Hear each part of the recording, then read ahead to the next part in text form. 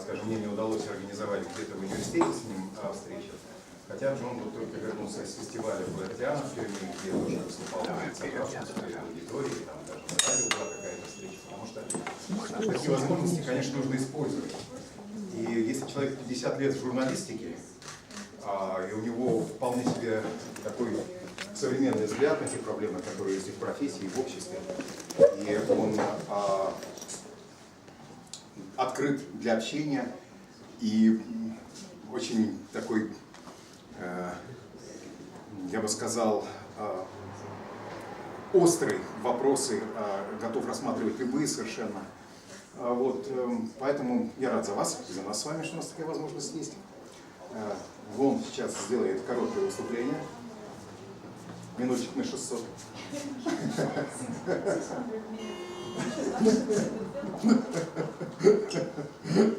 Вот. Вы зададите свои вопросы, конечно же. А дальше потрясающая штука, ребята, вас ждет. Ну, кто останется, конечно. Я очень сожалею, что мы как-то не находим возможности, Кость, надо посоветоваться, что делать, не знаю, трейлеры выкладывать или еще что-то, для того, чтобы раскрутить. Мы с вами посмотрим фильм, который сделан как бы в недрах клуба, вице-президентом которого является он, а еще он президент фонда. Значит, это клуб документалистов-фрилансеров, по сути он международный, базируется штаб-квартира в Лондоне. Ну, он сам все это расскажет, я его, все, про клуб он сам пусть расскажет. Но помимо того, что участники этого клуба такие документалисты лихие, которые более всего работают в горячих точках, такие фрилансеры, они, конечно же, сами какие-то делают фильмы, произведения. Так вот, есть фильм, который с моей точки зрения, а он меня поправит, так или это не так, отвечает, ну, в некотором роде философии клуба.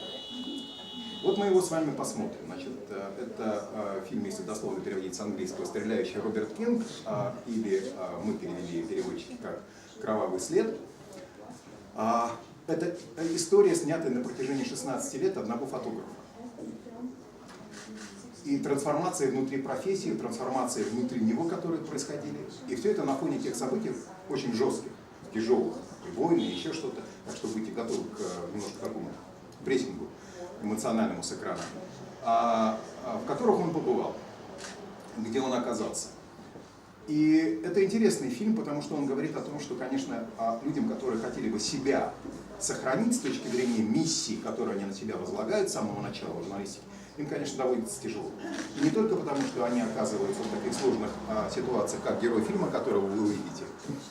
Фильм такой держит, у него там награды, там, показан в 40 странах мира и так далее и тому подобное, то есть все нормально с ним. Вот. Но помимо всего этого, важность оставаться в каких-то рамках приличия, что ли, для профессии очень важны, и тут можно проводить любые параллели. С нашей действительностью тоже очень интересной, разнообразной действительностью. Так, с милостью прошу, Джон. Are you ready? Вот, Оля Кравцова, моя коллега, она замечательная, красивая девушка, она сейчас нам все тут переведет и расскажет, да.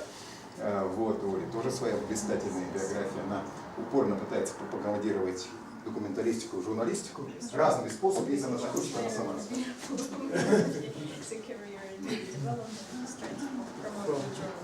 Good evening, welcome. Добрый вечер, добро пожаловать.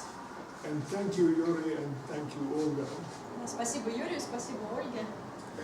Because without their commitment and dedication, there'd be no frontline Russia. So we're very grateful to them. Потому что без энтузиазма этих людей не было бы проекта Frontline России, мы не были бы сегодня здесь, поэтому спасибо. I'll say a few words about the ethos of the Frontline Club because I think it relates very specifically to the film that you're going to see. Я немного совсем расскажу о клубе Frontline, о его вот такой сути, как бы центральном его духе, да, потому что это очень перекликается с тем фильмом, который мы сегодня увидим. The Frontline Club is really the idea of a long-time freelance cameraman, an ex-soldier turned cameraman named Vaughn Smith. Frontline клуб — это детище человека, который был долгое время солдатом, потом стал оператором, да, и вот сделал такой клуб Frontline. Зовут его Вон Смит. And he and an agency he created called the Frontline Agency used to cover wars, conflicts that the big channels, the big networks stopped covering. И его агентство, которое он основал, которое тоже называлось Frontline, агентство Frontline, оно занималось освещением как раз каких-то военных конфликтов, да, и освещением событий в горячих точках. То, что крупные сети, крупные телевизионные компании уже переставали освещать. Because of budgets or because of exhaustion of their own staffs. И они переставали это освещать, потому что у них не хватало на это бюджета, например, или потому что у них уставали уже сотрудники, которые все время ездили в эти точки. So they would go to Afghanistan, they would go to Chechnya, they would go to Bosnia, they would go to places in Asia that were having conflicts, and they would get the footage, the video that the channels, the news organizations would use without crediting them. И эти ребята ездили в такие места, как Афганистан, Босния и разные другие горячие точки, где происходили вооруженные конфликты, добывали вот всю вот эту самую горячую информацию, которую затем использовали крупные телевизионные компании, не отдавая как бы дань, никак не обозначая, от кого добыт этот материал. And when one of his colleagues, the man by the name of Rory Peck, was killed here in 1993, Ostankino, in front of Ostankino, when his 6 children and his widow were given the paycheck from Deutsche Welle, no, from ZDF, I believe, or ARD in Germany, they were given a payment of $35,000 to take care of them for the loss of their husband. И когда он потерял одного из своих друзей, Рори Пека, который погиб, он был убит перед Останкино в 93-м году здесь, в Москве, и семья, у него было 6 детей, и эти 6 детей вдова Рори Пека получили от компании, на которой он тогда работал, и Джон долго вспоминал, это АРД, немецкая, $35 000 как бы, в качестве компенсации за его гибель. So Vaughn became determined, after losing more colleagues who were freelance cameramen, to create a space in a club that would be a champion of freelance journalists. И тогда у Вона появилась такая мысль, в которой он потом утвердился, потому что у него, к сожалению, очень много друзей погибло, очень многих коллег он потерял в горячих точках, именно вот таких журналистов-фрилансеров, которые гибли, добывая горячий материал, что нужно сделать вот некое место, такой клуб, которое бы было торжеством, да, которое могло бы собирать независимых фрилансеров, журналистов и отстаивать их права, и отстаивать идеалы хорошей журналистики. It'd be a space where freelancers and other journalists who had returned from difficult assignments could talk to one another and really discuss what they had experienced. И это была идея такого клуба, где могли бы собираться фрилансеры или просто журналисты, которые ездят в горячие точки, которые были на каких-то очень сложных заданиях, где они могли бы собираться, разговаривать друг с другом, обсуждать, что с ними произошло. Такая вот идея клуба. Where we would show films that many of these freelancers and others could not get shown on the broadcasters, or films that were lesser known that needed to be aired and talked about, we would show them. И идея также включала в себя показ документального кино, того, которое, может быть, не покажут на больших экранах, но которое обязательно нужно было посмотреть, показать и обсудить. And we'd have a nice restaurant and a nice place to drink and talk to one another. И также во Frontline-клубе у нас очень хороший ресторан, и у нас хороший там паб, где можно посидеть, выпить и спокойно поговорить друг с другом. And if you became a member, whether you lived in London or Moscow, you could stay in a room for half the price of a normal hotel. Если вы член клуба Frontline, если вы приезжаете в Лондон, может быть, из Москвы или откуда-нибудь еще, вы можете воспользоваться скидкой в 50% на комнаты, то есть у них есть еще гостиничные номера. So in 13 years, we have built this space where journalists, academics, business types, individuals interested in the world can come together, discuss, debate, and screen what journalists and camera people are producing and filmmakers. То есть в течение вот этих 13 лет мы строили и построили такое место, где люди, интересующиеся хорошей журналистикой, будь то журналисты или люди из мира бизнеса, или какие-то ученые, академики, преподаватели, могут собраться, посмотреть кино, обсудить какие-то насущные события в мире. Вот идея такого клуба была воплощена в жизнь. And more recently, for the first time, a new organization, a global organization called the Frontline Freelance Registry. И недавно мы создали новую организацию, которая называется Frontline, реестр журналистов-фрилансеров Frontline. So if any of you were freelance journalists and you wanted to join it, you would apply to be a member, you would sign up to a code of conduct, and you would be eligible for insurance, protective gear, and training. И если вы журналист-фрилансер из любой точки мира, вы можете подать заявку на вступление в такой клуб, на занесение в этот реестр, и вы подписываетесь, что вы согласны там, с неким кодексом этого клуба, да, и вы тогда будете пользоваться привилегиями членов клуба, таким как страховка, тренинги для журналистов и оборудование. And this leads me to Robert King. Да, и это нас переносит к Роберту Кингу. Because Robert King is a perfect example of the kind of freelancer that we're seeing too often today, who is untrained, unskilled, naive, who goes off to try to cover a conflict because he is motivated. И Роберт Кинг как раз идеальный пример такого фрилансера-журналиста, который едет на войну, на место вооруженного конфликта, потому что у него есть энтузиазм и мотивация привезти оттуда фотографии и какие-то свидетельства. При этом у него очень мало опыта, он такой наивный, да, как бы идеалистичный, романтичный молодой человек. But Vaughn Smith recognized a kindred spirit.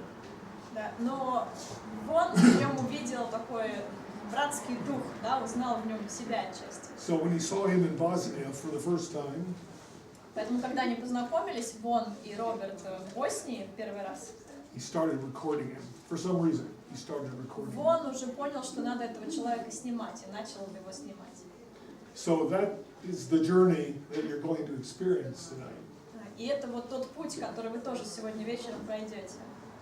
And afterwards, we could talk about several things. How we have many more citizen journalists, freelance journalists, and people who are putting themselves at risk in various places and perhaps don't have the training they really need. И потом мы сможем еще поговорить о том, что это такое быть вот гражданским журналистом, которых сейчас много в современные дни, да, или журналистом-фрилансером, который хочет поехать в какое-то важное, но опасное место, чтобы добыть там какую-то информацию и донести ее до общественности. Libya probably represented the high point of that. Может быть, Ливия является таким наиболее ярким примером. And also, I'll give you a footnote on Robert King, because I spent part of my day trading Facebook messages with Robert. Да, и я вам еще дам такое послесловие моего диалога сегодняшнего с Робертом Кингом, потому что я с ним сегодня полдня обменивался Facebook сообщениями. So you're going to be curious about. Поэтому я вас немножко подвешу в таком любопытстве.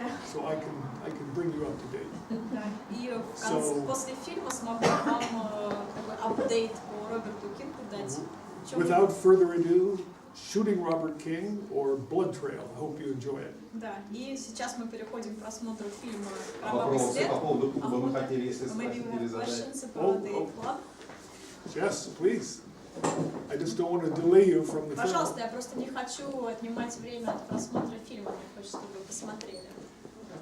Но если они есть, лучше их задать прямо сейчас. Потому что потом мы говорим про фильм, а сейчас можно поговорить про клуб. Okay, now we can talk about the club, and after the film we can talk about the club. It's up to you. I'm at your service, whatever you. Ну, как вы скажете, на самом деле, как вам удобнее. Если есть сейчас какие-то вопросы. I was sitting there, I'd want to see the film, not hear Я about что-то saying, you know, I don't blame you. ну, я понимаю, я вас не обвиняю, что вы хотите смотреть кино. Все-таки я бы хотел пару вопросов задать. Вы сказали, что сейчас очень много таких молодых людей, которые, будучи наивными и некомпетентными, едут в зоны военных конфликтов и там занимаются журналистикой. А насколько это изменилось? То есть было ли это 30 лет назад?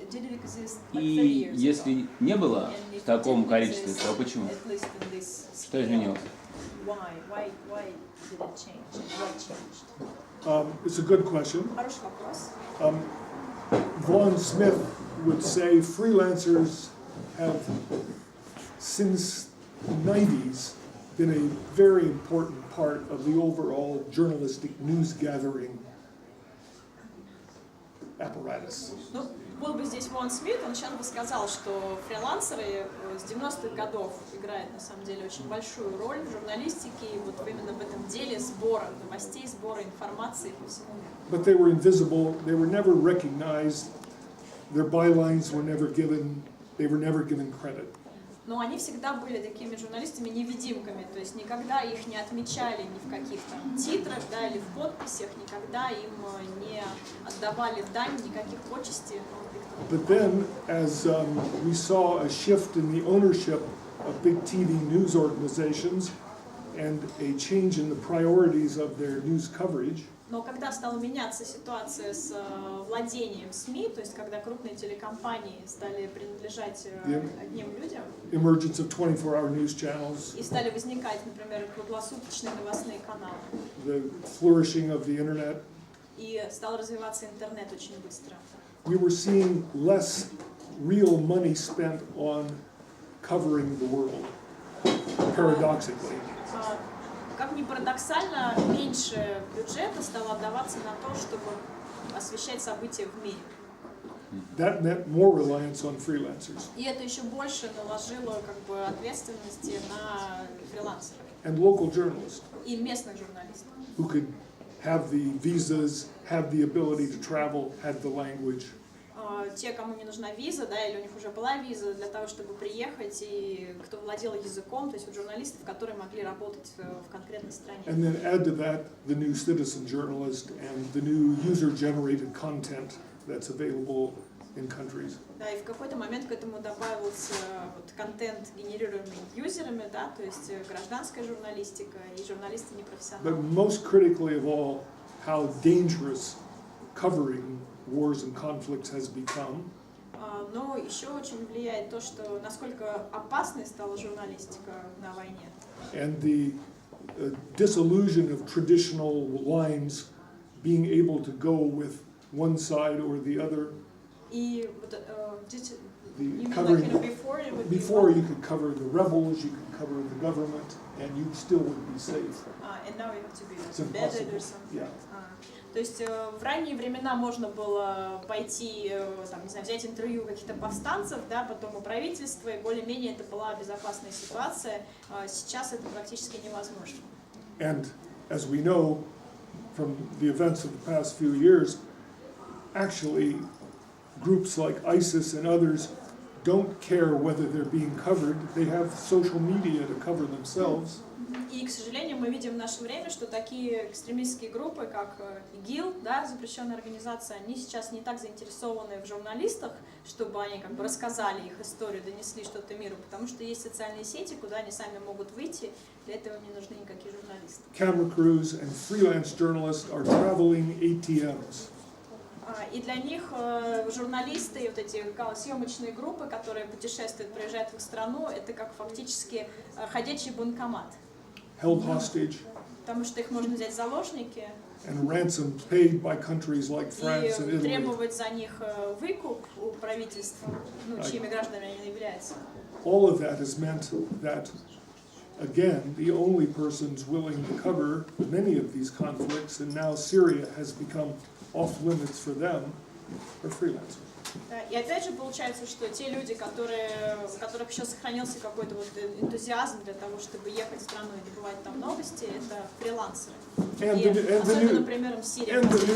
The news agenda has also changed dramatically to, again, less interest in the world, more interest in celebrities and trivia Ну, еще влияет, наверное, то, что очень изменилась повестка дня в новостях, да, что сейчас меньше журналистика как бы интересуется событиями в мире, а все больше там жизнью каких-то звезд, жизнью знаменитостей. So one of the reasons the front line exists is to reinforce the importance of these stories being told, these films being made and shown.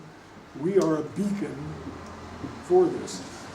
И опять же, одна из идей и одна из миссий клуба Frontline, которую мы успешно поддерживаем и развиваем, в том, чтобы вернуть вот как бы в повестку дня события в мире, чтобы люди видели эти фильмы, эти новости, знали эту информацию. Мы вот такой маяк как бы в этом деле. It's a long-winded answer, but I think Да, это очень длинный ответ на ваш вопрос. it deserves some context. Но мне казалось, что нужно дать некий контекст. And what I didn't say, and Olga is a specialist in this, you also have a big area of traumatic consequences. In other words, journalists suffering real consequences from long-term exposure to these stories. That's another issue. И еще один вопрос, и еще одна проблема, и как Джон говорит, Ольга специалист в этом деле, это вот те травматические последствия, которые испытывают сами журналисты из-за того, что они бывают в горячих точках, из-за того, что они видят, из-за того, что они освещают.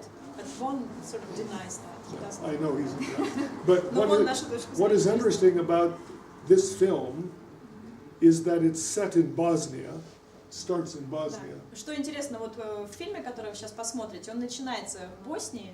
That's where so many journalists who have come to play an important part in the development of the Frontline Club really got their start in international journalism. Yeah. И там очень много журналистов, которых можно увидеть, которые потом вот были первыми членами клуба Frontline, собственно, с которых все и началось. It's sort of their defining moment was covering Bosnia. То есть вот этот определяющий момент для них был освещение событий в Боснии. And curiously, why many of them are so critical of non-intervention in Syria, they see it as a repeat of Bosnia. И почему они так критично сейчас многие относятся к событиям в Сирии, потому что они видят в этом некое повторение боснийской ситуации. So, it's a good place again to sort of now go into the Мне кажется, мы film. подошли к хорошей точке, где можно перейти к просмотру фильма, Unless somebody else. если только еще нет каких-то Так, вопросов. у меня есть предложение к собравшимся, раз просмотрим. Значит, смотрите, дело в том, что проект таким образом настроен, он установлен, что он работает вот на этот вот экран, поэтому вынуждены были отодвинуть. Но это значит, что те, кто сидят слева, будут видеть вот по таким не очень удобным углом зрения. Поэтому если вы хотите пересесть, чтобы вам было лучше видно, то надо брать просто стулья и пересаживаться в эту часть. Это первое объявление. И пока вы это проделываете, значит, мы же не полетим наверх, чтобы поставить этот экран.